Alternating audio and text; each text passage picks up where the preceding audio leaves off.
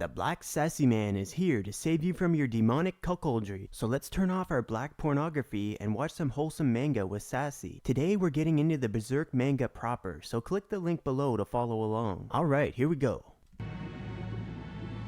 That's good. That's very good. I got you now, boy. It is fitting that you should fall to hell while tasting heaven. Looks like I've got you.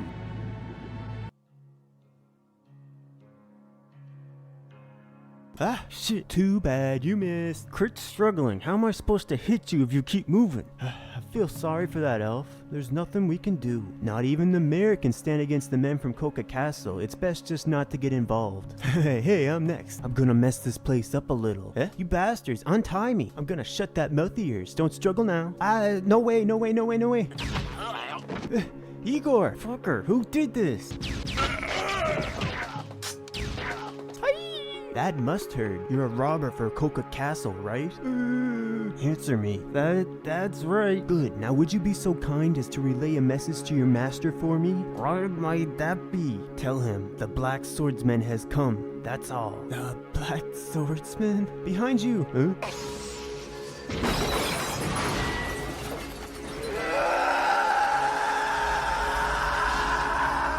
Whoa man, fuck, holy shit, that thing was too big to be called a sword. Too big, too thick, too heavy, and too rough on each hand. It was more like a large hunk of iron. I'm counting on you. Wait, you jerk. Jeez. Hey, wait, I said. If you're gonna save someone, you should follow through. By the way, that's a really amazing sword. How much does it weigh? About 350. My name's Puck. Nice to meet you. I was traveling with some performers when we were attacked by those nasty robbers. Since then, they kept me in a birdcage and marinated me in a wine bottle. It's a miracle I'm still alive. I've heard this town's been attacked a bunch of times too, but now the mayor's made a deal. In return for losing their freedom, the people were promised that they wouldn't be attacked. But now it looks like they might be attacked again anyway. It would probably be a good idea for you to get out of here. If these jerks find you, they'll tear you to pieces. They're not just robbers, they're also the soldiers around here. Ow! Ouch, what you do that for? Don't touch me. I'll mash you. Wow, what's your problem? What kind of attitude is that when someone is showing concern for you? Look at that. Well then I'll be going. Shit.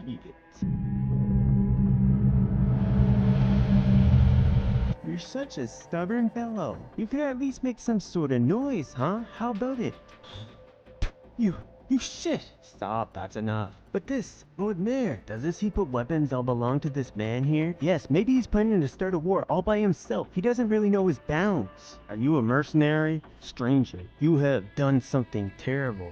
Do you have any idea what you've done? Because you've killed those men, this town will most likely be destroyed. Are those soldiers standing near you so worthless? What you said? Halt! You don't know how terrifying the master of those men is. He or it is not human. Perhaps even a creature of hell. There's no one capable of killing him. No human, at least. I see. So that's why you made that shady deal. What do you know? A wanderer like you couldn't? I understand. I know. That thing is a monster that eats humans. I know very well. I also know that you sent food to him. When I was passing through the entrance to this town, I saw the carriage full of women and children. I am the mayor. It is my responsibility to protect this town. Aren't you confusing this town with yourself? Lord Mayor, do it. Hurt that man as much as you want. I don't give a damn. Just don't kill him. I'll have to hand him over to the men of Coca Castle later. Get my carriage ready immediately. I must go straight to Coca Castle to beg his forgiveness. The Black Swordsman, you say? Yes, sir. He carries a fearsome sword with him, taller than he is. He diced Dean in two with it in one stroke. He also dresses entirely in black and has a mechanical arm. He's very suspicious. Could it be him? I have something to report. The town mayor is at the gate. He's requesting an audience regarding the recent incident. I see. It's been a while since you last visited me, Mayor. My lord, couldn't we just forget about this incident? I'm unaware of the exact circumstances, but it was a wandering stranger who committed the offense. It really doesn't have anything to do with the people of the town. I'll double the money and the hostages sent to you, so please. You look haggard. Perhaps it's because this time you have your own neck to worry about. Isn't that right, Mayor? Money, hostages, I don't care about such things. I would like to hear the sound of bones being crushed beneath the hooves of horses. I don't need a reason. Such things don't matter to me. What are you doing? Let go of me. Unhand me, I say. My lord, my lord. The Black Swordsman. Crap, my body won't move. You again. Stay back, stay back! Why'd you start yelling suddenly? You scared me out of my wits. You're from that tavern. Hey, this water's kinda yellowish. Did they torture you? You look like you're in pretty bad shape. Well, now your troubles are over, cause I got the keys. Gosh, just looking at you, you look like one big injury. This is why you should've listened to my advice. What do you come here for? To return a good deed. It's an elf's firm duty. Now, let me see what I can do. Don't touch me. Don't ever touch me. Jeez, I'm not gonna do anything bad to you. Hey, just look at yourself and shut up. Stop. The pain is disappearing. Elves have many different powers. We can heal injuries, sense people's feelings, and some even say we have the power to bring one happiness. Of course, the guy who said that was the leader of the performance troupe that had his head cut off by those robbers. Say, what's your name? Gats. What did you come to this town for? If you don't want to say, it's cool. And what's that? That thing on your neck looks like a coat of arms. What do you do that for all of a sudden? The brand. It's the brand. What's the brand? What does it mean? Who gave it to you, huh? You talk too much. Huh? You'll see soon enough. He's coming here soon to kill me and to burn this town to the ground. Are you talking about those guys from Coca Castle? Then you're planning to involve the townspeople for your own convenience. Whatever, man. I'm only interested in drawing out that bastard and killing him. What happens, happens. People who get caught up in others' battles are fools who lack the strength to really live. Emotions are flowing towards me. My chest is burning. If I can't live my life the way I want, then I might as well be... Rage? No, not just that. There's so much mixed together. It's dark. The root is deeper somewhere. Then what about when you saved me? Stupid, who do you think you are? Why would anyone bother to save a little insect like you? Insect? What was that for, you little... Hey, wait! Damn, what was that all about? Yeah, I've been waiting for this. This is awful.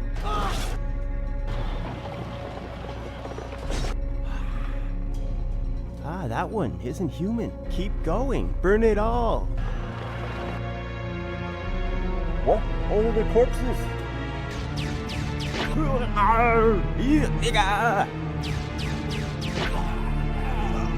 What kind of crossbow is that? He's so strong. Are you the so-called black swordsman who has been hunting us apostles? I don't know what you expect to accomplish. As a human, you have no hope of defeating me. I laugh at the mere idea of it. He did it. My lord. What? Cats. It's futile. No matter how many arrows you fire at me, it's impossible for a human to kill me. I'm going to eat you. I'm going to eat you, boy. What? It's a monster. He's here. Look, Gats, in front of you. Look in front. What are you doing? Gats. Oh, still alive. A normal human would have had his insides crushed by the first impact. But this is the end for you. Gats. Fragile. Humans are such fragile creatures. All you're good for is food. Food for the sake of our growth. Food should behave like food and,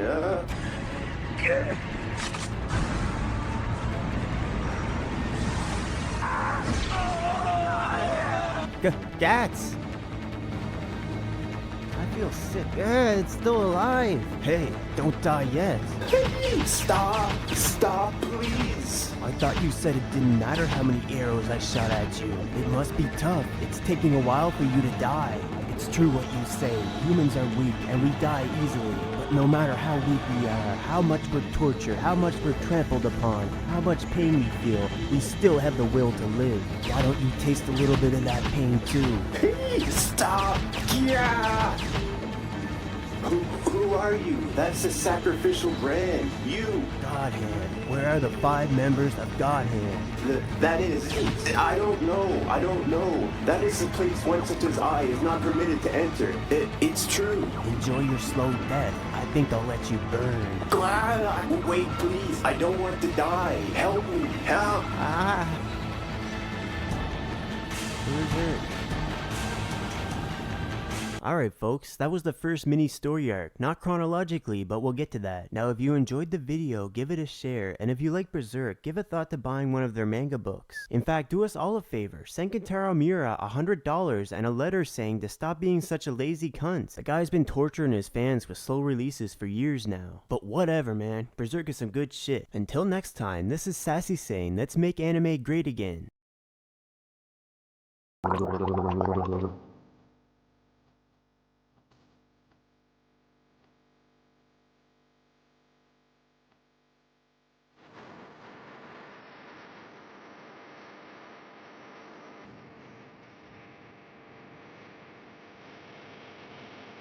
How's it going folks? Sassy the Incubus here to give you nightmares and feed off the butthurt they produce. So today we're going to be analyzing Berserk's Guardians of Desire arc, so click below and follow along. You'll have to read Puck's very faggot voice in your own head this time. Now first off, there's a chapter about the nature of Guts' brand. The brand basically functions as a shitty double-edged sword for Guts. On the one hand, it attracts all kinds of evil spirits and demons to endlessly hunt him down, and on the other, it serves as an early warning system to their presence by hurting and bleeding a lot. As a result, it's not too often that Guts gets a decent night's sleep. All this is made possible by the fact that the brand places Guts in the interstice between the human and the astral world. But that's a concept that the manga won't be getting into for quite a while, so we'll leave it till then. But yeah, knowing this, Guts tried to refuse the priest's offer for a ride. Although he does end up giving in, presumably because of his philosophy that people who end up dead in others' battles are mere worms, and that if he had to worry about every ant that he stepped on, he couldn't walk around. But he really can't help but have a soft spot for children, probably because of his own really shitty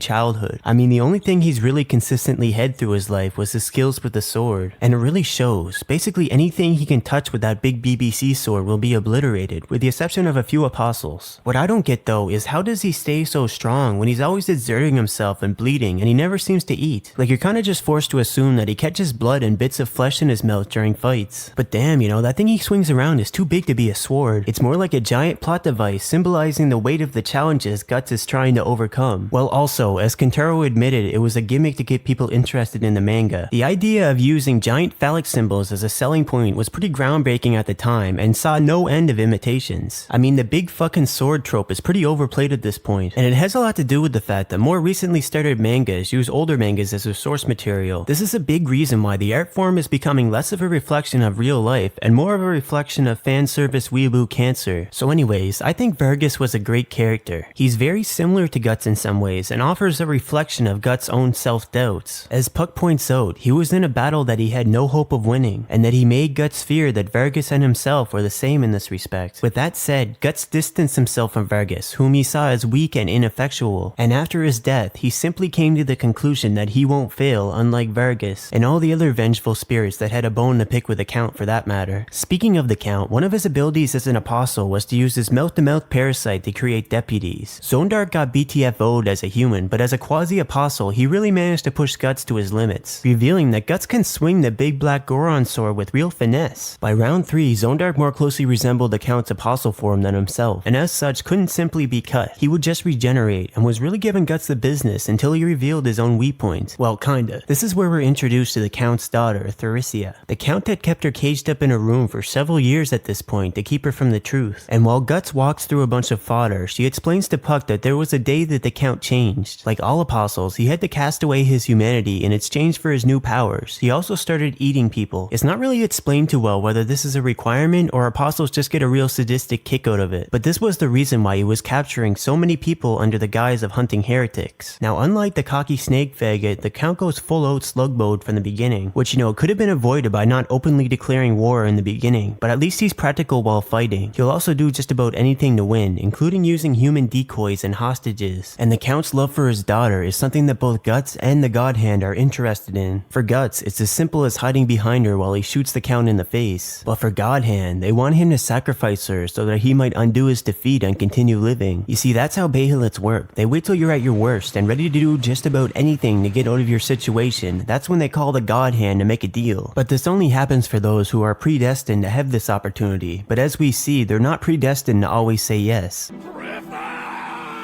The Count was totally cool with sacrificing Guts though, but this failed to meet two requirements. One was that Guts has already technically been sacrificed once, as evidenced by his brand. The second is that it has to be someone very near and dear to him, leaving only his daughter because he's already used his wife. But you know, I can kind of feel for him. I mean, you come home after a long day of hunting heretics only to find your wife straddling a boobalicious goat demon, and then Godhand shows up and gives him that third option above cuckoldry and suicide. It's only after his promotion that he starts violating and eating people and all that greasy shit, all the while fabricating a lie for his daughter and keeping her locked away from the truth. And when it comes down to it, he can't let her go even in exchange for his own life, which really sucks because anyone who deals with demon kind goes straight to Berserk's version of hell.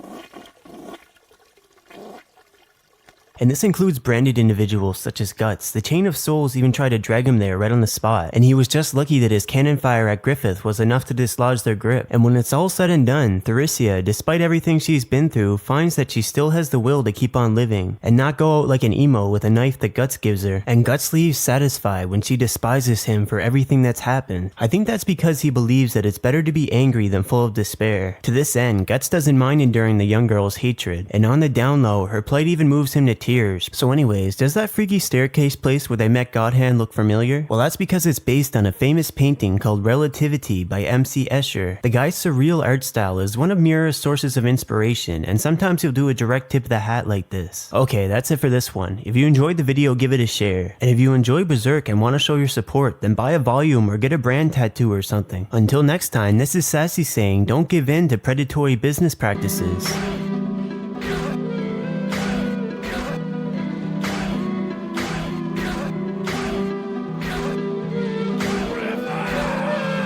The Black Swordsman is here, still trying to get over my issues from that night with Dark Pippin. So today we're gonna be analyzing Guts' childhood. Get it? So you know the drill, click below and follow along. Now it all started with Guts falling out of his dead mother's corpse. He was spotted and picked up by Shizu, who just had a miscarriage and wasn't taking it very well. As it happened, she was the wife of Gambino, who led a group of mercenaries. He put up with Guts, despite other mercenaries warning him that corpse babies are bad luck. He didn't really buy into it himself, that is until Shizu died of the plague 3 years later. He resented Guts, but nonetheless he taught him the trade, having him train with adult-sized swords when he was just a wee lad, which is what started Guts on the road of oversized swords. And when he sliced Guts' nose in a fit of anger, he brought him some medicine for it later out of guilt. But 3 years later, when Guts is finally seeing his first action, Gambino decides to get some value out of his adopted son both on the streets and in the sheets. They say a man's life is worth less than a silver coin on the battlefield, but that ass is worth 3 apparently. But it was really just a prank, considering Guts brought home whole bags of coins from the battlefield. But you know, some people just have no sense of humor. Gambino wouldn't confirm that he was behind it either, and considering what happened to Donovan, he probably made the right choice. So fun fact, Gambino can be roughly translated from Italian to mean stumpy legs, and the guy lives up to his name when he gets his leg blown off by a cannon. While he's recovering in bed, Guts is there at his side to hear his regrets over not being there for Shizu when she died. But Guts was there, and in a way he acted as a living memory of her, and in another way he blamed Guts and his curse for both Shizu's death and losing his leg, which ended his career as a mercenary. So for the next 2 years, Guts is kicking ass on the battlefield while Gambino is just sitting there being mad. Even when Guts manages to get a bonus for killing an enemy general, Gambino cares more about food for his dog. Well, actually, he kicks the dog in the face just cause he's mad shortly after, so he probably just did this to fuck with Guts. All of Gambino's resentment finally boils over one night when he gets drunk and goes into Guts' tent with a sword. He finally admits to selling him to Donovan because he sees Guts as disgusting and lower than a dog. Guts is forced to stick him in the neck to save himself, killing the closest thing to family that he had. When the other mercenaries see what he's done, he's forced to run away and ends up falling off a cliff with an arrow wound. Being Guts and all, he somehow survives, but his whole world is shattered. He had no place or purpose, and when a hungry pack of wolves showed up, he's like, finally, I can just feed the dogs. But then at the last second, he's like, killing stuff is more my thing, I'll just continue doing that. So he became a freelance mercenary and lived happily ever after. Well, except for all his nightmares about Gambino and Donovan, that is. And by the way, Kentaro does a great job of drawing parallels with Gambino and Shizu and Guts and Casca later on, which makes you wonder, will Guts meet the same fate as Gambino at the hands of his son? Yeah, spoiler alert, that freaky fetus thing that's been following Guts around is actually his son, with an asterisk. Alright, that's all I gotta say on this one. Give it a share if you enjoyed. Until next time, this is Sassy saying, tell me why. Tell me why, tell me why, tell me what you want. How's it going, guys? Sassy the Slave here. All I need is some warmth in the night to get me through another shitty day. Just no black gents, please. Now click the link below and follow along. We're jumping way ahead because Miura has no respect for chronology. You'll notice that his style at this point, while a lot more refined, is a lot more low test. Personally, I'm hoping it's just a phase. So this 3-chapter mini arc starts off with Guts being on the losing side of a battle. Buddy Boy tries to start off a conversation, but Guts is as usual don't rate meself. But he lends him his shoulder and even picks his cuffs, which is enough to make Guts say that he'll return the favor before he runs off. But you know how it goes. If something seems too good to be true, it probably is. And while he's got some arrows sticking in his back, he finally remembers Gambino's life lesson that you can only really rely on yourself as a mercenary, because other men will do just about anything to survive and feed their ambitions, and that includes using and abusing you.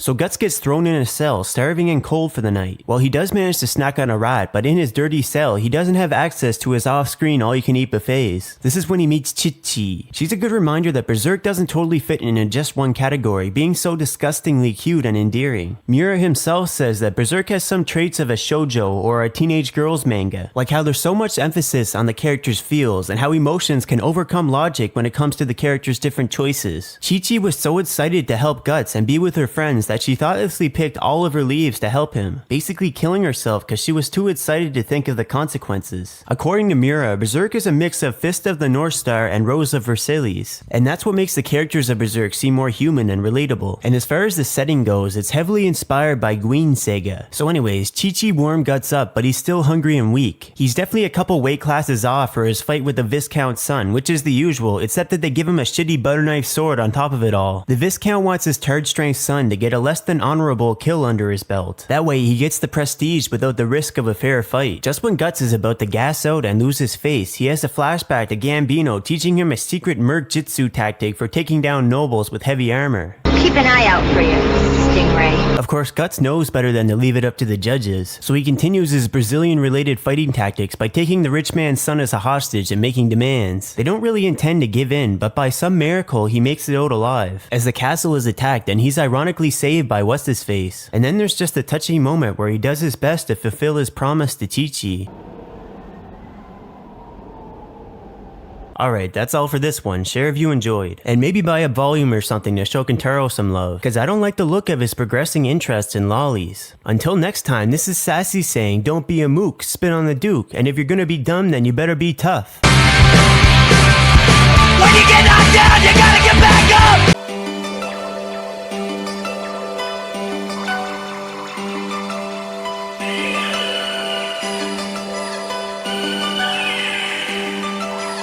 Classy and sophisticated here, I'm hotter than the girls and I like to cross swords. Now click the link below. When we last left off, Guts was busy grinding up his stats as a freelance mercenary. We catch up to him having a boss battle with Bezozo and catching a little sideways glance from Griffisu. After getting a bonus from some creepy old faggot, he wanders off to find his next battle. That's when Corky and the Cucks come at him for his fight purse. They don't know about Guts' mercenary hustle though, and they're getting cut up before Casca steps in. He knocks off her stupid birdcage thing to find out that he's dealing with a sister. Her dark skin triggers him to no end, and he's about to pierce her with his big thing before Griffith joins the party. And nobody parties like Griffith. Instead of just offing him, he trolls both Cascar and Guts by having them lay together while he recovers from his sword scratch to the heart. After triggering Guts in his sleep with his chocolate canary, he gives him an ultimatum. I'm telling you what,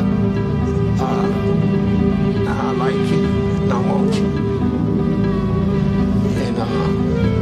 And we can do it the easy way or the hard way. So the choice is yours, right? They did this the hard way, Griffith's favorite. This is when Guts puts Griffith's sword in his mouth as a homosexual distraction, and they both go for a little tumble. He gets some hits in, but Griffith is just too pretty to lose. And as per the deal, Guts has to start doing whatever Griffith says, which as it turns out is to take advantage of his plot armor and send him on all kinds of suicide missions. Kinda like how Griffith is just a shitty Serpico, but he keeps surviving because he was chosen by fate. With that said, Griffith really treasures Guts and will go way out of his way to save him. He really doesn't give a shit about anyone else, which makes Casca mad jelly because she thought she was his number 2. If you ask me, she's better off aiming for side chick status. Cause when the princess comes along, Griffith is still gonna want a girl around who isn't a complete potato. Which, spoiler alert, is pretty ironic. But yeah, what is it that makes Griffith so special? Why does his men all have such complete faith in him? I mean, I know he's good looking, but this is the battlefield, not the bedroom. And these are men, not 14-year-old impressionable groupies. It's really just that the hands of fate gave him the perfect genes to do what he does. I mean, he's got that Hitler-level charisma and his winning tactic of sneaking into the enemy's unprotected back door. And also, you know, those good looks of his can be used in more than one way. I'm not no shame in my game. And as far as the actual band of the Hawk, they aren't really all that extraordinary. I mean, aside from the big three and maybe Pippin and Judo, there aren't really that many heavy hitters in the crew. It really comes down to Griffith's tactical abilities, and if the battlefield is a game of chess, then Guts is his queen. It's just that he's a bit of a diva and likes playing hard to get. Alright, we'll call it a day right before the 3-year time skip. Give this video a share if you enjoyed, and buy a volume to pay for Golden Boy's next vacation. Casey, where's my decaf is for Pussy's coffee mug? Jesus Christ, there's a fucking Jew in the cupboard. How's it going, guys? Sassy the Immortal here. I'm here to tell you that you should be careful about who you make friends with, cause friendship is magic. Now click the link below and let's get started. After the time skip, we see that Guts has really been bulking up and becoming overall more alpha. Now he's the leader of the Hawks Raiders. Although he's not that well suited to leading ordinary men, seeing as his whole thing is jumping into ridiculous situations and trying to survive. There's just no way they can keep up with him sometimes, but it tends to work out just by Guts being Guts. But it also gives Casca another excuse to let out some of her mad jealousy on him. Get a room, you two. You know what's weird though? Later on, Casca loses her virginity, which means Casca and Griffith were never banging. Does he not like chocolate or what? Casca has pink nipples, by the way, so I don't even know what she is. Maybe her dad was a cuck, just like Guts got cucked by the black cock. But yeah, overall, I'm feeling some sexual tension between these three, and it's not entirely heterosexual. With Griffith, everything is a means to an end, which seems to include his sexuality. So seeing as he values Guts so much, he might be getting just a little bit confused. But the relationship is really more like friends with Behilits. And don't come at me with your autism like only Griffith has one, cause remember Betchy? I predict he's gonna sacrifice Puck one day for some peace and quiet. So Griffler and company are coming up in the world and invading Castle Poland when they meet one bad dude, Nosferatu Zod the Bod. He's basically Guts with an apostle buff, which means he sends our hero flying with every sword clash. Guts is no match in terms of strength, but he knows he has one thing going for him, the girth of his big thing. So he cuts clean through Zod's sword, then stabs him in the shoulder, or the pec, or cuts down on his trapezius, depending on what you're watching. Like, I don't know why the anime tries so hard to do things different. Like, you think you're special or something? You can't know Berserk, you little bitch. With that said, without the 1997 anime, I might never have even found Berserk. It's a nice way to get normal fags interested, but it still doesn't live up to the manga. And don't even get me started on the Klein GI, although I do like the music. But aside from the weak animation, it glazes over the human aspect, which is what makes Berserk Berserk. You just don't feel the significance of anything that happens because the characters are barely fleshed out. Like, that's a pretty hard fail by the production team to go forward not even understanding why their subject material is so popular. So anyways, Zod transforms into his second form, which looks kinda like a dog bull dragon. He's excited for a fight against a worthy opponent and gives Guts every chance to get into the moment, but he just can't manage. Even when Griff shows up to give Guts a hand, they're no match for Zod despite him being unarmed. He defeats them both handily before noticing Griffith's bling. Then he just gives Guts a troll face and takes off. And then Casca shows up and blames everything on Guts again. She even gives him a good crack later for trying to visit Griffith in his bed. When Griffith hears about this, he comes to visit Guts while he's letting off some steam. The conversation goes to weird, foreshadowy places, and Griffith low-key admits to seeing Guts as a friend, which is really out of character for Griffith, who always puts his dream first. This is when we're introduced to the Incest King, Orange Julius, and Princess Potato. And when the princess trips on her own stupidity, Griffith sees this as his chance to get in some kino. Orangeface doesn't play that shit, and he gives Griffith a backhand. Of course, Guts could cut him 10 ways from Sunday, but Griff tells his main man to stand down. There's a time and a place for everything, and seeing as Julius was next in line to the throne, he was already on Griffith's calendar. The assassination attempt was just icing on the cake, so when it comes time to ask the Julius question, he chooses Guts to do all that cloak and dagger shit. I mean, he's got the cloak, but I would've gone with Judo personally. It's almost like he could only be Guts because the two share a special bond of trust that only BFFs have. But I still would've picked Judo anyways. This is fucking retarded. I mean, who in the entire kingdom uses a sword like that aside from Guts? He literally fucks up right off the bat, being seen by Orange Jr. and forced to kill him. He really related to the kid when he was spying on him earlier, so it really jambled his bambles. So Guts escapes without anybody seeing his identity somehow, and he wants to go see Griffith to talk about his feelings. feelings. Except he can't because Griffith is busy heating up that potato. And this is when Guts and Casca, but mostly Guts, overhear Griffith talking about how he could only consider someone a friend if they have a dream to rival his own. And not only that, but wink wink foreshadowing, a true friend would do whatever it takes to protect his dream, even if the one standing in his way were Griffith himself. Guts is the furthest thing from this. He has no dreams. He's literally the pick things up and put them down guy from the Planet Fitness commercial. However, Griffith was being dishonest about his feelings towards Guts, and he really did consider him a friend, perhaps because of this reason. Because he has none, he wasn't able to compare his dreams to Guts and be like, ah, you ain't shit, bitch. Guts wasn't enamored or envious of Griffith and simply lived to swing his sword. There was nothing in the way of their friendship, but Griffith had to go and fuck it all up with some careless words. I mean, this is the princess he was talking to. He could have said some gender studies level bullshit and she still would have thought he's a genius. Alright guys, that's all for now. Now if you enjoyed, share the video, or not. I don't fucking care, man. Fuck, who the fuck do you think he is? Fuck, I thought we were friends.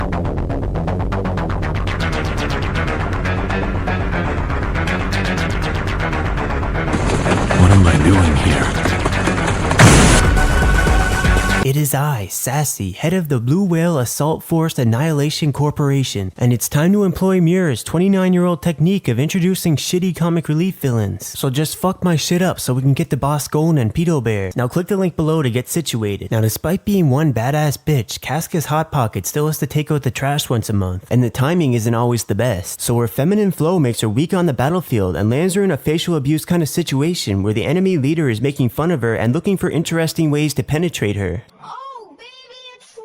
So Guts, figuring that this must be opposite day, decides to white knight Casca by giving Buddy the old 1-2. But he made a big mistake by forgetting to give him a gentlemanly boot to the face before turning his back. Cause when Casca starts getting the vapors on a cliffside and Guts follows this dark-skinned woman into a dangerous area, he nearly loses his kidney for his lack of foresight. Being a white knight faggot does have its perks though, like giving mouth to mouth and nursing hot naked chicks back to health like an absolute fucking boy scout. And of course a good deed is its own reward, but she decides to throw him a knife and make him jelly with a story where she was only almost raped by a white guy, and you think she meant Guts, but he's too much of an asexual berserker to do that. Well, in this arc anyways. So Casca was a poor village girl who a nobleman took as his personal plaything.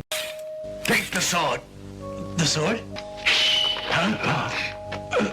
Of course, the sword was just out of reach for Guts when he was getting done-onovated. And then there's Griffith, whose good looks fetched a much higher price than Guts' 2-coin boy hole, and at least he had time to prepare his Angus. Not that some dirty old man could tear him up nearly as much as that physical specimen with his BBC and his no-mercy battlefield hips. Griff did the gay for pay willingly in order to save lives by using the money to speed up his dream. The Hawk may act like he owns the skies, but that doesn't mean that he doesn't feel the weight of the lives laid down to pave his path. You see, Griffith is kinda like an onion. The more layers you peel off, the more you cry. But in Griffith's own words, his life is that of a martyr to a god called a dream. So whenever he feels in over his head, he can just ramble on about how great his dream is. There's no such thing as free will anyways, only genes and circumstances determined by the laws of casualty. It has to be this way, and if you've been paying attention to the nature of Behelich, you realize that Griffith is going to end up in a place where not even selling his ass could save him. So during Guts' battle with Bezuzo's PR, he tells Casca that as Griffith's sword, she should return to her sheath. Guts, on the other hand, is just too big to stick anywhere friendly, and he would rather stay and kill everything that moves. For real though, Guts likes Casca, and Casca at least feels guilty that Guts keeps going so far out of his way for her, which as far as I'm concerned is a green light. But the desire he actually takes action on is his wanting to walk beside Griffith with his own dream, which he doesn't even have, but the first step is to stop being swallowed up by Griffith's. But still, he gives his buddy one more goodbye massacre at Doldry, and it's a good thing he did, cause Boss Goen was slicing the Hawks up like it's fucking Dynasty Warriors. Guts was just jizzed in his pants to have an opponent that could push him to his limits. Not like that cheap gimmick of facing 100 plebs at once, although his sword sure felt the wear and tear of both, and he ended up snapping his killboner at the critical moment. This is when Zod, who knows that feel, throws him a Guts-sized sword from like a mile away. Now he could have done this out of respect for Guts as a warrior, hoping for a better fight in the future, but he's also the God Hand's bitch. Without Guts, I don't think Griffith would have enough tokens to cash in the big circus tent to get his prize. Meanwhile, inside the castle, Casca defeats misogyny, so you feminists can all go home now. And maybe if you worked as hard as Casca, there wouldn't be a so-called wage gap to fucking whine about. They remind me of the Queen. They think being born with privilege makes them immune to consequences, or that they could distort reality to their own liking with pure headcanon. She might have had the influence, but she didn't have the guts to take on Griffith. Although technically, all Guts really did this time was tie up loose ends. It was cockeyed fuckface that Griffith compromised to seal Queenie's fate. So with the war won, Gus decides to take his leave before he's asked to do any more bullshit-ass stealth missions. But before he goes, he has a little chat with with two of the more fleshed out Hawks. Corcus, who had his gang of bandits destroyed by the Hawks and chose to join. He represents your average Hawk, who follows Griffith in his dream for the benefits that it brings him. The difference between him and Judo being that he won't admit that he once had grand dreams himself. Judo has a circus background and he's multi-talented, but he lacks the ability to carry out a truly grand dream like Griffith's, and he would rather follow the one who can than be the one who can't. He also likes Casca, but would rather try and set her up with Guts for similar reasons. But ultimately, Gus decides that he can't deal with the fact that Casca has her eyes so set on Griffith, and Griffith can't deal with the fact that he has his eyes so set on Guts. This time around, Guts is the one who's calm and Griffith is mad rattled. What's more, Guts might not have some grand dreams, but he's been hogging those experience points on the battlefield for 3 years now, and he lets Griff know the easy way that he's a strong, beautiful bladesman that don't need no Hawk. And well, let's just say I hope that was one sweet potato. That's it guys, share the video if you enjoyed. Until next time, this is Sassy saying, if I can't be her first, I'll be her worst. Fuck.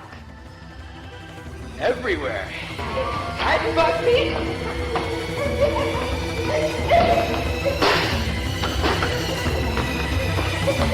Hello internet and welcome to Behind the Meme. Today we have a look at the afterbirth of Griffith's aborted dream. So for an entire year, this guy has had free reign to do this guy any kind of way. You see, Humpy Dumpy had a great fall and all the king's horses and all the king's men won't let the Hawks be together again. Meanwhile, Gus decides that his dream is to not let Zod be his Donovan 2.0, so he spends the year graduating from Master Swordsman to Master Lumberjack. You don't get wood around this guy, son. So one day, he's calling shenanigans on some carny when he hears that his old buddies the Hawks are in a real pickle, so he rushes to their rescue and beats that same douchebag at ring toss and battle ropes. Next order of business is dealing with Casca and her fucked up hormones from having to be the man of the house. First she tries to kill Guts, then she tries to kill herself, then they fuck the pain away. Then Donovan shows up out of fucking nowhere and starts choking Casca. Like goddammit Guts, you think getting blacked by a pretty sister this time would help you sort out your issues. Then again, she's more of a light-skinned stepsister when the marketing team gets their hands on her. But I gotta admit, there's a certain page near the end that had me tearing up, maybe just slightly a little bit. Damn it Gambino, your dad must have half-assed it too, cause you're an inconsistent piece of shit. Also, Casca totally is black because her pappy abandoned her early on and she had massive daddy issues because of it. So when they finally get around to rescuing Griffith, the princess tags along as the fourth wheel on their dysfunctional love tricycle. Griff only ended up this way because he was so hard on the rebound after losing Guts, so both Big G and Daddy's LG had their part to play in this. Real talk, don't try and use women as emotional support, unless you're into crazy black chicks like Guts of course. He likes the pain.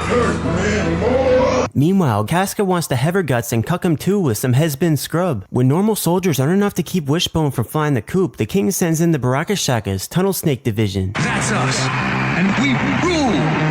It's a real claustrophobic showdown with these snakes in the ass, and this time Judo and Pippin get a little shine. Can't imagine what made Mura finally get around to it. It's just too bad the anime left this part out. Probably has something to do with the fact that it makes brown people who kill for the religion look like the fucking Ginyu Force and not isolated mental health cases. So with the Hawks making a break for the border, the king goes into a full jelly rage and releases his Black Dog Knights to chase after Griffith's white meat chicken bones. The chase boils down to a battle, with Guts relying heavily on his year's training to take down the alpha of the pack. Well actually, he's a total beta as far as apostles go, but this makes him a good gatekeeper to this new division for Guts. Still, apostles in general are damn hard to kill, and even with a berserker necktie, this Brazilian Bigfoot is only playing dead. But he still ends up getting alpha dogged by Zod for trying to mess with the Godhand's plans for Griffith. By the way, this fight also didn't make it to the anime, so you basically miss out on the best two fights from the Golden Age. I get it though, I mean Wald is a character that you can't really flesh out with a lot of flesh. But still, it contains to me the most iconic move in all of Berserk, the upward penis chop.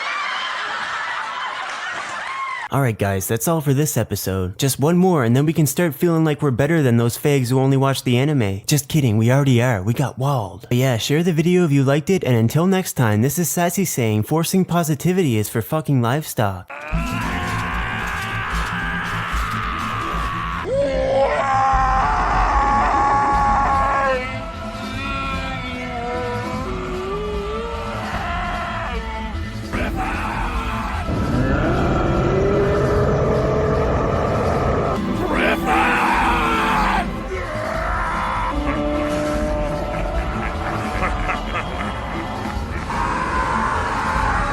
Griffith!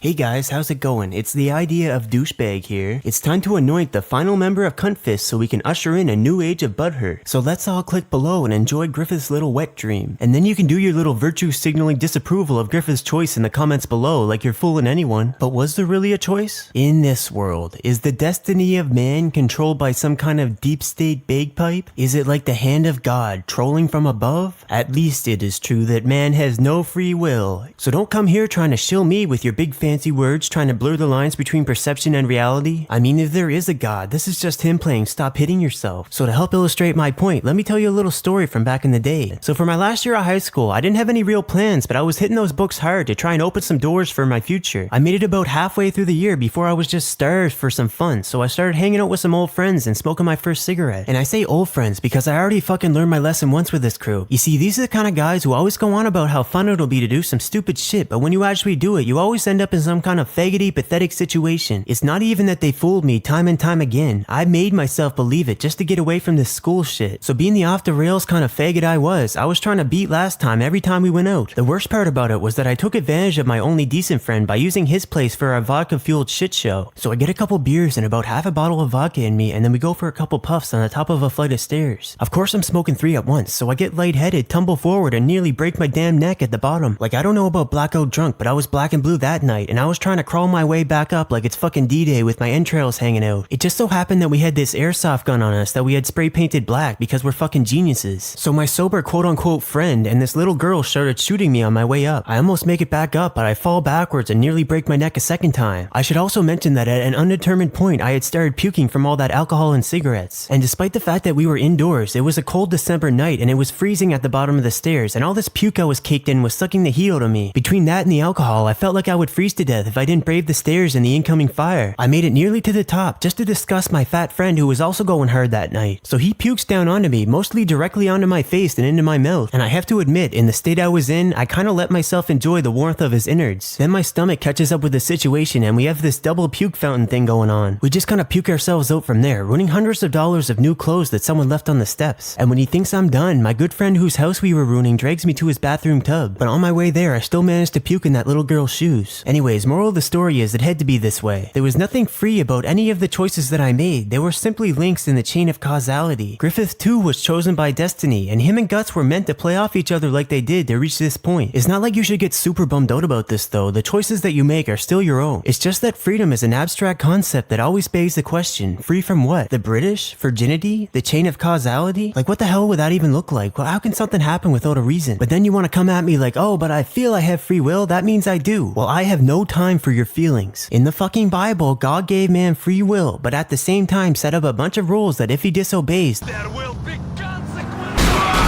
implying people's choices come out of fucking nowhere and he doesn't just get off on walking you right into it. Anyways, the fact that the Skull Knight was able to scrape up Punish Guts and Sticky Casca and get away with them is proof enough that the God Hand isn't all powerful. It's especially weird too because black people are usually the first to die in these kind of things. So I guess the God of Berserk must have some higher considerations than just this handy business like fucking around with Idolmaster. In fact, just like his best buddy Griff, Guts has a special fate, being the struggler, the one who exists at the edge of life, death, and sexual humiliation. Cock my life in 2 pieces! This is my wife's black son! One last thing about there being no free will is that choices and abilities are heavily influenced by inherited traits. So in case you were wondering, Guts is pretty well hung, just look at his mom. Alright guys, we'll leave it at that. Share the video if you enjoyed. Until next time, this is Sassy saying that feel when you realize you've been prepping the bowl this whole time. Hey guys, so before I get into Berserk, I've got a bit of a situation here. I won't be going into details, but basically people are filing false copyright claims on me. So I need you guys to do something for me. Subscribe to my gaming channel, Sassiest Gamer, because I won't be giving in to a bunch of power tripping faggots. You can see here that my video with 4chan cut footage was taken down despite the fact that plenty of other channels upload this stuff. So basically I'm being singled out and targeted. So I filed a counterclaim because I know I'm within fair use, but it turns out I have to give away a bunch of personal information. Like, what kind of bullshit is that? It's retarded that strangers get your personal address. It's a good time to test out my hunting rifle. Anyways, back to Berserk. You fucking nigger! Fuck you so-called white people!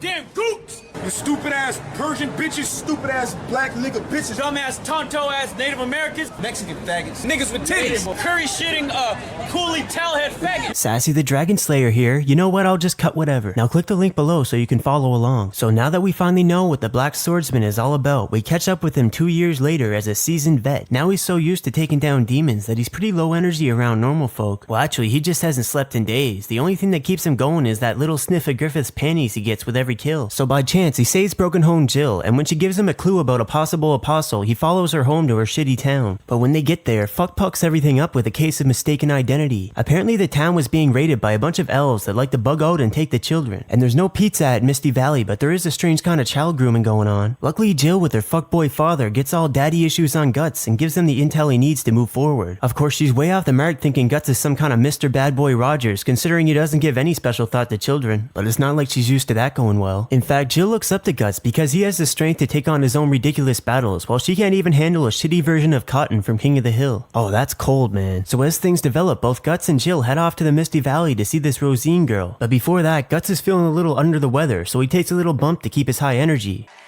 We're gonna drain the swamp. We're gonna have fun doing it. So after a long night of putting the kids back to bed, Jill shows up and gives a little background on Rosine. So basically, Rosine's dad couldn't deal with the fact that he might be a war cuck and would beat the hell out of Rosine and her mom just in case. Then one day, Rosine got sick of his shit and sacrificed both her parents to be this fairy tale bug elf. Not that Guts gives a shit, the man's got a busy schedule. Now as far as apostles go, I'd say Rosine is one of the more impressive ones. Sure, she's got her speed and all her moth abilities, but her real magic is being able to make bug people. Also, what do you mean your arteries didn't get cut? Look at you. Apparently Mira doesn't know where arteries go or thinks you can just muscle over them. This is the kind of shit that bothers me to no end, so just shut the fuck up, Guts, and take your elf dust. You're not a doctor. Anyways, the kids. Rosine's got some fucked up ideas about what play is supposed to look like. Jill is one at-risk youth to even consider going that way. Rosine, on the other hand, has been living in an echo chamber and has the same fucked up view she had when she sacrificed her parents. Nonetheless, she gets Jill under her spell and just about turns her before Guts shows up to crash the party. Also, a little side note, should I be quote-unquote censoring children or not here? Like, I get that Rosine is coming along, apparently Guts can't keep his eyes off her tater tots. But with a child like Jill, censoring actually adds an implied level of sexuality that wasn't there before. It's like some reverse psychology kind of shit, and apparently I'm part of the problem. But yeah, Guts shows up at the last moment. Fucking normies! The guy ain't fazed by the children, literally swatting them like flies. Really pushing that people are monsters too trope and vice versa. But if he wants to win, Guts really has to affirm his position as apex predator. That being said, this chick Rosie is not to be played with, but Guts negates a lot of her advantages by setting up the battlefield on his terms. But he still fucks it up acting like a fucking mook and gives Rosine the chance to go full power. Now she's breaking the damn sound barrier and Guts can't keep up at all. But don't count out a guy who's already given up one arm to win. He's not the type to turn the other cheek either. Really, the only reason he was able to beat her at all was by taking advantage of her friendship with Jill. And yet Jill is still making some pretty bad miscalculations. Even after he kills her friend, she still wants to tag along with Guts rather than go back to her nuclear meltdown family. He's like, listen kid, the grass is always greener and we're both looking pretty red right now. You wouldn't last 10 minutes in my world, bitch. Too many dead jelly fakes. And when it comes down to it, everyone's fighting their own battles, and compared to this, she has it easy. You know, I would suggest that she sacrifice her parents to get Guts to come back for a final embrace, but Skull Knight already beat her to the red pill. Instead, she's gonna bite and scream, which as we all know only makes erections harder. As for Guts, there's a price to pay for out-monstering the monsters. The Pooch of Darkness shows himself and lets Guts know that his appetite grows ever stronger, and soon enough he'll say he's the captain now. Dealing with this and his battle fatigue and knowing he's no closer to Birdman causes him to have a moment of whackness. But he gets saved by Puck of all people just in time to get into trouble again. But we'll call it a day for now. If you enjoyed the video, share it. Until next time, this is Sassy saying I've got another shitty drunk story for you. So you know that good buddy of mine whose place I trashed? Well, about 2 weeks prior to that, me and him threw another party, again at his place. This time though, he was trying to get me hooked up with this girl I liked. Problem is though, I barely knew any of the people who showed up, and truth be told, I'm terrible at meeting new people. Worst part is, that particular girl never showed up, although there was another prospect, but I was an uncompromising faggot and the thought just never occurred to me. And that's certainly not to say that I'm the kind of guy who walks around having his pick, I'm just a faggot. Anyways, I just started pounding down girly drinks in a dark corner, cause I was either too shy, wasn't interested, or had no idea what people were talking about. I actually wanted to invite my shitty friends over. A dickhead goon, a fat guy who smells like shit butter and smelly sandwiches, and this meth head kleptomaniac if he's not too busy. My buddy was like, hell no, he didn't want them in the house, and for good reason. We were underage drinking, and his parents would get in some deep doo-doo if we made too much of a ruckus and the cops showed up. I was like, whatever man, and called them anyways, cause I thought I would feel less awkward with them around. Luckily for my good buddy, the street he lived on didn't have a sign, so I couldn't give these trouble fags proper direction. Don't even ask me why that guy still even talks to me. So I go to play the Vigi console, but it's occupied. Then I go to watch the TV in the other room, and it's cool for a little while, but then I get restless. So I did what I normally do with pent-up energy and started throwing punches and kicks in the air, nearly cracking my buddy who would demolish me and this girl one in the process. Eventually I end up kneeing myself in the nose so hard it permanently changes its shape and it gets a laugh. So I'm just like, hell yeah, and start punching myself in the face full force over and over. I'm pretty amazed that I managed to stay standing the whole time, and I pretty much punched myself out until this girl pulls out a camera and starts recording. I look straight into the lens, give my best cringy attention whore smile, and clock myself. Of course, I pretend like it was harder than it was by falling to my side, because obviously that makes me more of a sexy tough guy. I never said a word to these people for the rest of the school year. So you see, you might think someone like me has an agenda for saying that there's no free will, but it was all me, and at the same time it wasn't. Everything I did, there was a cause and effect reason for it that goes beyond just me. When it comes down to it, it's our inherited traits and life experiences that really make all these so-called choices. You know what I'm saying, man? We're just stardust drifting in the void, you read baby. The title right. You've got a shot to win Berserk Mazo. Entering's a piece of cake. In the comments below, you gotta say who my favorite Berserk character is and why. Closest answer wins the game on the system of their choice. And afterward, post up video proof that you received your prize. I'll be picking a winner in 1 week's time, so get to it. Jesus! Jesus! Lord Jesus! Oh, Jesus! Oh, Jesus Christ! Lord have mercy! Get the water, nigga! It's going down! Oh, the motherfucking bootleg fireworks shit! Hey everyone, Hawk of Darkness here, but not really, I'm just a dirty bird. Now click the link below so we can all watch Guts perform some miracles for these stupid hicks. So Guts has had like no downtime since his showdown with Rosine. Those fancy pants LARPers notice this and they're like, if you're gonna swing, then swing. But even on the occasions that he can't get it up, Guts still knows how to get crunk. And when he finally gets one off, it's enough to have Bridgeman come over acting all OG.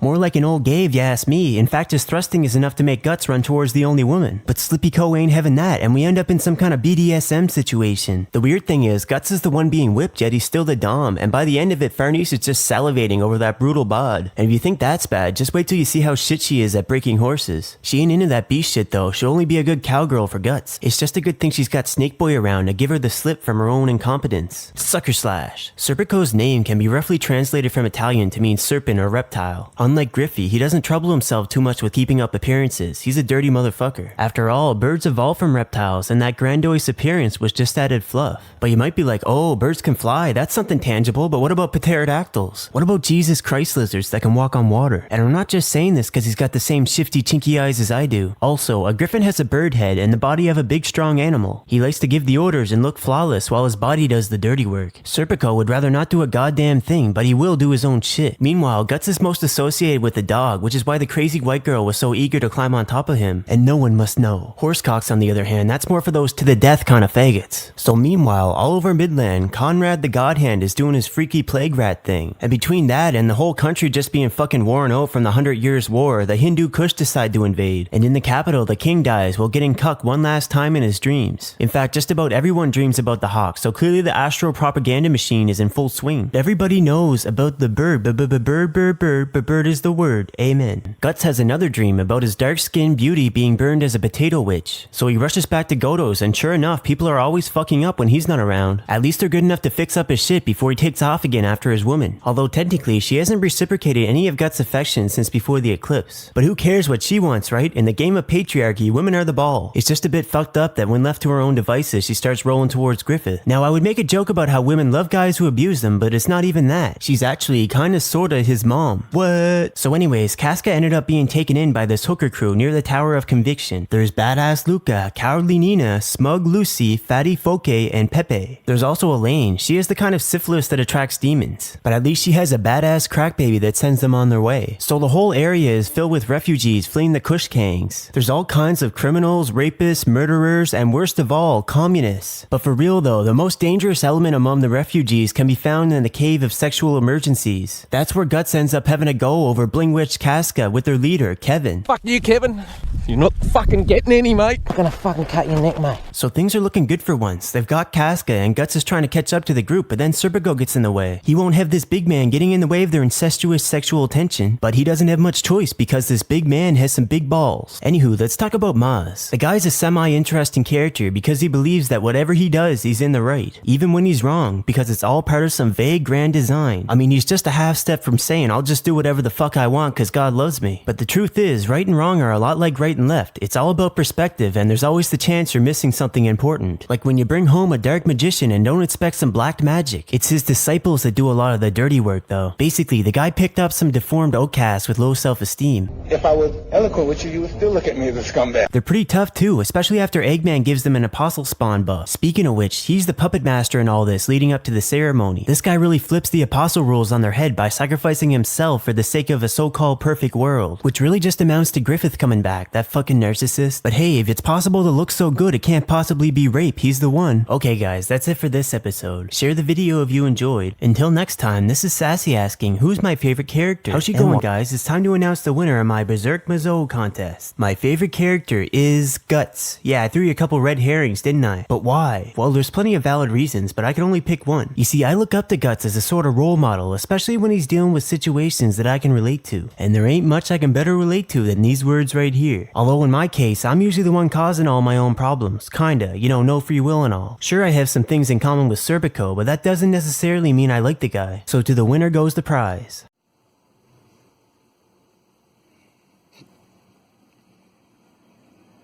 Yep, this is me. And I fucking won it.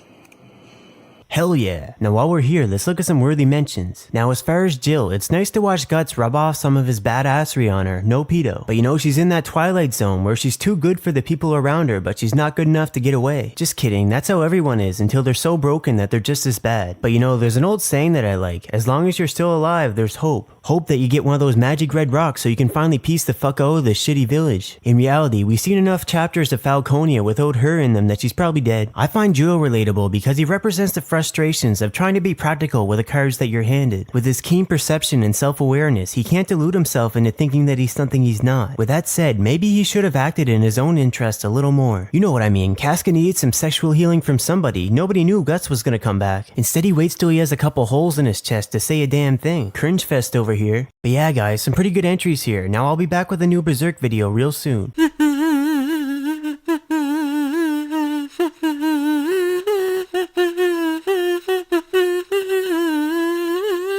What's up, Sassy the Troll here. I crawled out from under bridges, now I get on top of bitches. So today we're talking about the Millennium Falcon arc, so click the link below to familiarize yourself. So Guts finally has Casca back, but with little help, mostly from Dropey and Luca. Also, Griff has a human form again, and he doesn't waste any time coming to visit the Hawks, particularly the ones that aren't decomposing pieces of apostle poo at this point. Well, Guts, just Guts. The only one to make him forget his dream, and the one with zero interest in having things be like old times again. But Griff doesn't need him, he just wants him. In fact, he has a new Guts, better, stronger, faster, and a lot more comfortable with his body. But once again, Guts closes the gap using the size of his claim. But overall, he gets humiliated in this encounter by having Griff be the one to protect Casca when he couldn't. Although technically, it was just a hiccup from the demon fetus body he stole. At least that's what he tells himself, but I could see him going that far just for the fuck you factor. And now Guts has a choice, chase after Griffith or protect Casca, cause he can't have both. Of course he chooses Casca, but his inner doggy is not on board with that decision. It's like, how can we fuck things up here to get us back on the bloody path to Birdman? And he just about becomes the Griffith before the crazy church bitch tags along. She wants Gus to make her check her privilege and see what kind of job a woman like her really deserves. But even then, Serpico was there to sweeten the deal. There's also a Cedro, who was just there to do a Cedro shit. The kid does come through like a fucking champ every now and then though. He actually reminds me a bit of Guts. Also, holy shit, looks to me like she bit his tongue clean off. It's funny she would only think of that this time. Oh, don't look, Guts. Actually, do look. It gets me off, you fucking cuck. So while Guts and co are heading towards Elf Hell, Griffith is doing the whole Band of the Hawk thing, this time on easy mode. It's not even a question of if, but how, and Deus Vult is how. He's just gotta take down the one apostle who would challenge his authority, King Ganja. This guy's no ordinary apostle though. In fact, he only has two weaknesses, the double Guts aerial assault and a strong gust of wind. And when he finally gets desperate, he hotboxes himself an amniotic fuck it. This turns him into dissociative tree man, which was obviously all part of the plan. But enough about Griffith's business. This story is called Berserk, not femboys have all the luck. Now let's be honest, Guts has reached his physical peak quite some time ago. ago, and the baddies are just getting badder. To answer this, Miura shoveled out 2 fresh concepts for this arc, the RPG party and the official Berserk mode. It's frosted guts, not butts. And with a bossy witch joining the crew, we get a lot of information about how the layers of Berserk work, with magic functioning by calling on the power of different deep level entities. Every time she's done this, it's been a total game changer, but it definitely has its drawbacks. For one thing, she's gotta go offline, and the crew already has a designated vegetable to protect. For another, she's stealing Guts' shine, and as a result, dragging down the overall badass level of the series. I mean, back when it was just Guts and Puck, you had the Donovan formula. He'd take a beating, pull something out of his ass, then confirm the kill. Now it's like he barely even gets out of bed between poundings. And Witch Girl takes Puck's spot at his side, basically demoting him to full-time chestnut. I mean, come on, is this how you're gonna treat an OG? So their first real mission as a party is to save some Pisswater village from being overrun by trolls. These things are astral creatures made up of people's darkest desires. So by making a gateway between worlds, Slan lets people get fucked by their own badness. So who's the real troll here? She even trolls Guts with troll guts when he forces his way into her womb. So don't trust your 2D pornography, there's nothing good past the cervix. It was bad enough that when Skull Knight showed up, he was forced to reveal his trump card prematurely. It's not really explained how it works, but as we can see with this abomination, the function of Beherits is starting to unravel. Before taking the plunge himself, the Emperor uses it to create these things called Daka. The advantage to them seems to be that the cushion can make good use of their captive women. The men get to have their fun while they bolster their ranks with meat shields. But too bad for them, cause Witch Girl managed to take out pretty much all of them in one move. It's almost like Guts was still fighting for Griffith with the amount they contributed to this war. In fact, there's a lot of parallels between the two, like the fact that they find new companions to help them realize their goals. Of course, in Guts' case, he doesn't have a literal demon army and mostly has his companions serve as backup. As for Griffith, yeah, he might charge in at the head of the pack, but he's in no real danger. To my understanding, if we're to go with the old RPG theme here, he's got a maxed out luck stat. Like just nothing works on the guy, he was reborn with a horseshoe up his ass. And that's before he suits up and starts bending the literal fabric of space-time and crushing people into singularities. To be fair though, Skull Knight might have gotten the jump on him with his new toy if he hadn't revealed his hand earlier. Griff had anticipated when he would attack and redirected his slash into one of Ganja's faces. And since Tree Man's body had already been double dipped in astral goodness, this led to a boundary breaking chain reaction where everything changes. It reminds me of that one time that I gained back feeling in my right arm that I didn't know I had lost. Now when I touch my penis, it touches me back. Now unlike Griffith, Guts' goals have changed considerably since the Golden Age. Now he's not so much on the warpath as he's simply trying to escort his potato girlfriend through some bad neighborhoods. In fact, during this entire arc, he doesn't kill a single major antagonist, and no, Shrek doesn't count. To me, this begs the question, can Guts kill any of these apostle commanders with his current abilities? I mean, with Grunbeld, I doubt he could land a finishing blow before completely bleeding out. I don't know much about Locust, but somehow he managed to do this. I mean, think about it for a second, either he's just a total show-off or his weapon can change shape. As far as Irvine, the guy can hit multiple targets with pinpoint accuracy from great distances. And then there's his split ends of death arrows, but both can be blocked with Guts' sword if he sees them coming. But then what? The guy has both the mobility and range advantage. And what about Borkov? Fuck that guy. Alright guys, that's it. Share the video if you deem it worthy. Now a little bit about my future plans. For my next video, I'm going to be starting a series on JoJo, but we're still going to finish Berserk. And I've also got some other stuff planned that I'll be throwing into the mix, so stay tuned. Until next time, this is Sassy saying, don't ask about the dragons.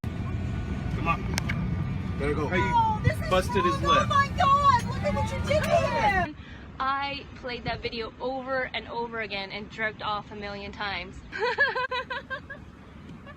That's my new wanking material. Hey guys, Sassy the Flower Storm King here. Even I can't wrap my head around how far this man will go to prep the bull. So when we last left off, Guts and company were sailing off to recover the one piece of ass. To put it more eloquently, Guts has scrambled eggs, but he's more of a hard-boiled man. Meanwhile, Griffith has basically created a situation where he's holding everyone hostage in his glorious metropolis. The man himself being a bona fide demigod whose shit literally doesn't stink. He's still basking in his success against the cushions, which wouldn't have been possible without his dedicated demon army, and he better keep them dedicated because the world is now filled with all kinds of monsters. I mean, he's basically the king of Midland at this point, but in reality, it's more like he's the king of a glorified refugee camp. I mean, at least if those Hindu Kusharians had won the war, the world wouldn't be filled with ridiculous monsters. But coulda, shoulda, it was all part of the grand design, and I have a pretty good idea about what Griffith has planned next. You see, his little safe haven Falconia is built in the exact same spot as the old capital, and it's said that back then, the entire population was sacrificed. There's even skulls with marks on them to back that story up, and the timing seems to suggest that that was the sacrifice that created the first Godhand member, Void. And I'll just go out on a limb here and say that the Skull Knight was either King Gaisric himself or he played some kind of Guts-like role at the time. Except you can't yell Void the same way you can yell Griffith, so he just kinda spaced out. So yeah, I think the plan is to have history repeat itself, and that's where Guts comes in. Who else could possibly back Griffith into a corner where he can make a sacrifice? It seems like Void is the only one who might be free from this requirement because he's the one who actually controls the brand during sacrifices. He's the OG, you know, the man in charge of stamp and collection. And you know, something about the guy, he just gives me the hunch that he's the real brains behind the operation. Now before we get into any more theories, let's talk a little bit about what's happened so far in this arc and just overall Berserk. You know, back in the day when I was all too deep for you, my favorite movie was Fight Club. It was all about two guys, one body, and as the story went on, they became more antagonistic of each other. One of them was a 30-year-old edgy teenager, but the other one wanted to literally destroy everything and let the pieces fall where they may. Sound familiar? Now way back in the Black Swordsman arc, Guts never even talked to Pupster, but as the story moved on, there was two major things that changed. For one thing, the more he fed Dogster, the stronger and hungrier he got. For another, Guts had changed professions from the Black Swordsman to his girlfriend's babysitter. And no, Sharika can take care of herself, you sick fuck. And now that he's donning the armor, good guy Guts gets instantly thrown into the lost and found without outside help, which Guts does have lots of now, but that opportunistic doggo was just waiting for his chance to nip that in the bud. It's not like Guts can just learn some chill though, he needs that dog, even if in the process the dog grows stronger while he goes weaker. I mean, if my math is correct, this man is 24 years old, but hey, you know, Miura's getting up there in years. Maybe he just started feeling insecure about spending so much time with this strapping young lad and had to take him down a peg. You know, it's like when the father of a 20-something young buck who still hasn't moved out of the house starts slipping birth control in his food and drink. There's more than one way to assert your dominance. So how about that boat? You know, it's one of the best. Good captain too, but too bad for Roderick. His time to shine somehow feels like a corny theme park ride. I call it Mr. Bones' Wild Ride. Best part of the whole trip in my opinion was when they took a pit stop. And as far as the sea god, you know, I'm not complaining about the lack of tentacle sex, but a bit of personality would go a long way. Instead he uses captured pirates as his PR people. And by the way girls, Mir just gave you an awesome new excuse for when your lower half smells like fish. You know, some guy once told me if it smells like trout, get the fuck out. If it smells like salmon, keep on slamming. Personally, I've heard that dolphin pussy is one of nature's Easter eggs, but we'll get to that in a later video. So what about that whole thing about Casca not wanting what Guts wants? You know, SK has a habit of being dead on with his predictions. He just feels it in his bones. So here's what I think. As soon as Guts' groupies finish piecing together Casca's mind, it's gonna immediately break again like a cheap sex doll. She'll get mad Stockholm syndrome and take off to Falconia, cucking the shit out of Guts. Reminds me of another story actually. So there was this girl that I found myself hanging out with for about a week, and I thought she was giving me all the signs. We'd go to the gym and she'd ask me to spot her while she's squatting so I can coach her on getting a big ass. I'm kind of an expert. We'd even go to her place, sit down on the couch and watch some television shows that I pretend to give a fuck about. She did have one cool thing though, a pet reptile that she would feed live bugs to. And you know what they say about girls with pet reptiles? They're cold-blooded. Unlike normal pet owners, they take after their pets instead of the other way around. So naturally I invited her over to my place, you know, watch a movie, drink some alcohol. She was like, hell yeah. So I run to the store and buy 3 fucking boxes of condoms, cause you know I'm an optimist, and some cheap vodka. So it gets dark out and finally she rolls up. But who's that guy? Never seen him before in my life. She never even mentioned anyone but herself was coming over. One thing she did bring, aside from Mr. What's-His-Face, is a big bottle of whiskey that she said I could have as much as I like of. So as the night goes on, she's playing hot and cold, going back and forth between the two of us. I'm half drunk, half horny, and really confused at this point, but I just play it cool, like I'm just really into this movie. Unless of course you do want to fuck, but I don't mean you and that stranger you invited to my house. So what do you know, it's getting late, I'm drinking more and more heavily, and they start making out. Like, you fucking cunt, I taught you ass to grass, and you put on this fucking production. So from there I got 2 choices. I can either call it a night right there, or just keep drinking her whiskey and pay for it in cuck dollars. Well, what can I say, I felt like whiskey. The fucked up thing is she was actually living in another guy's house with their baby. In other words, I was pretty low on the totem pole. I should have seen it come though. I mean, she fucked one of her exes at her prom party in front of everybody while her boyfriend was off getting trashed. She was the talk of the town for a whole week despite denying it, but I can confirm that she's a fucking legend. So what's the deal with Moon Boy anyways? Well, we only really know a couple things about him. He only shows up on full moons when magic is at its strongest. He behaves a lot like the demon fetus child whose body Griffith took. He's just a lot more photogenic. And he's pretty deep layer-wise, being able to traverse the world tree and reach Guts while he's dogging out. Now I think to know the true purpose of the Moonlight Boy, you gotta look a little bit into the source material, in particular Norse mythology. Guts' little issue bears a lot of similarities to the World Eater wolf, Fenrir. He himself bearing similarities to Tyr, who gave his arm to the wolf, and Odin, the god of among other things, berserkers, who sacrificed his eye in exchange for higher perception. Of course, Odin is more of a mix between the double G's, where Guts pays and Griff collects, but also his wife Freya, who is a real charmer and often associated with birds of prey. Now when it comes time for Ragnarok or the death of the gods, Fenrir straight up consumes both Odin and Tyr. But Odin has a son who then kills the wolf before he can consume the cosmos itself. So when it's all said and done, I think that the Moonlight Boy will be the one to survive and oversee the destruction and rebirth of a new world. Now what exactly that entails, I can't really say, but it's not going to be pretty. You know, like Griffith, I swear swear if I wasn't an ass man, this dude would get my bird confused, and you think that would make two of us, but he knows what he's doing. For one thing, a god hand or apostle's power comes from the suffering and deaths of those they sacrifice. So isn't Femto incomplete with those two still kicking around? I mean, he was basically in love with Guts, who was born to suffer. And Casca, I don't think he particularly cared about, but he did get off on all that senpai shit. And yet the only time he comes to see them in person, he's like, hey, I don't give a fuck. But hey man, Guts has a Beharit, and as a god hand, he's gotta know that someone's been chosen by fate. Speaking of which, Griffith did nothing wrong because there's no free will, meaning everything he did was perfect. I am the bird, I gave the word, I fucked your girl, she said don't look, but we were lost in each other's eyes. I am the bird, that's not a sword, I'm with the hand, you get ignored, now fuck off to hell before I put a black hole in your brown eye. I am the hawk, I lead the flock, I prep the bull, he's a big guy, no one on earth can ruffle these feathers. I am the falcon, feel my punch, look at you, look at me, you're a tree. I am the man, super king of Maidland, run the demon clan, Rick gave me the hand, rejection I don't understand. But just so you know, when I say that I love you, I mean it. Really, I just love what you do for me, and I just can't tell the difference. And besides, someday I'll cash these chips, and that's when the world will end, not with a boat, but with a bird. And Guts, you're the man, I'd really like to have you in my hand, but you're not on board with my dream. Well guys, it looks like we're all caught up with Berserk, but here's just a couple more things to think about. So we know that time behaves differently on Elfheim, and that Rickard is going away to that Baki Raka assassin place. Seems like a good way to set up a time skip without having Guts get more old. Also, have you noticed that throughout this series, Griff and Guts have been doing comparable feats? The only difference is the difficulty setting. It mostly just comes down to how Guts will let the bodies hit the floor, but Griffith will stack them to the castle. Another thing, why does Zod look so much like Guts? What if he's his dad? And if so, is he jealous that Guts always has a bigger one? Speaking of which, when's Bowman gonna be done sulking in the corner about how his special weapon didn't do the job? Does Casca have brain damage induced autism, seeing as she can't communicate? So many questions, so little progression. Alright guys, if you liked the video, share the video. Until next time, this is Sassy saying, mess with the bird, you get the horns.